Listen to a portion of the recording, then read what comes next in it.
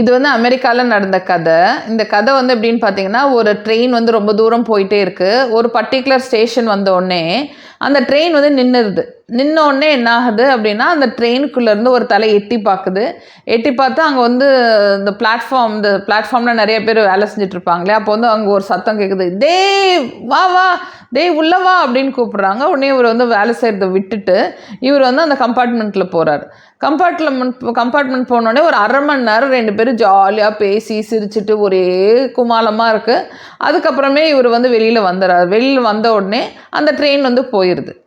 கூட அந்த ஒர்க்கர்ஸ்க்கெல்லாம் ஒரே இது, என்ன நீ பாட்டுக்கு ஒருத்தர் கூப்பிட்றாரு, உள்ளே போகிற 1/2 மணி நேரம் கழிச்சு சந்தோஷமாக வர, என்ன நடக்குது அப்படின்னோடனே, யார்கிட்ட பேசிகிட்டு இருந்த, யார் அவர் உன்னை கூப்பிட்டவர் அப்படின்னு கேட்குறாங்க.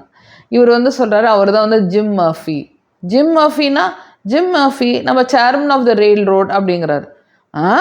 ஜிம் மர்ஃபி உன்னே கூப்பிட்றாரா, உனக்கும் அவருக்கும் எப்படி பழக்கம் அப்படின்னு கேட்டோன்னே அவர் சொல்கிறாரு, நானும் ஜிம் மர்ஃபியும் ஒன்றா தான் வேலைக்கு வந்தோம். 2 பேரும் ஒரே டைம் இதே ஸ்டேஷனில் தான் நாங்கள் வந்து வேலைக்கு வந்தோம்.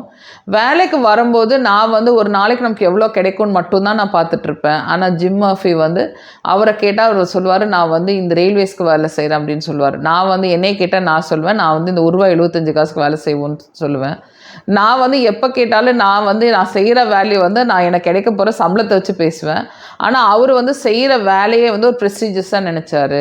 அந்த எண்ணம் தான் வந்து அவர் வந்து ஒரு சேர்மன்னாக பண்ணிடுச்சு. நான் வந்து இன்னும் ஒர்க்கராகவே இருக்கேன் அப்படின்னு சொல்கிறார்.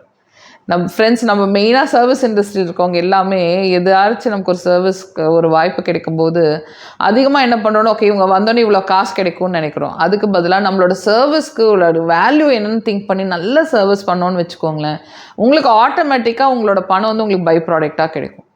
ஸோ பை ப்ராடக்ட் வந்து பணமாக வந்தால் போதும். நம்ம பணத்தை ஏன் பண்ணி செய்ய வேண்டாம். நம்ம சர்வீஸை ஃபுல்ஃபில்டாக நல்லா திருப்தியாக கொடுத்தோம்னாவே போதும். தன்னை போல் நமக்கு வர வேண்டிய பணம் வரும். ஓகேயா, இதை ட்ரை பண்ணி பாருங்கள்.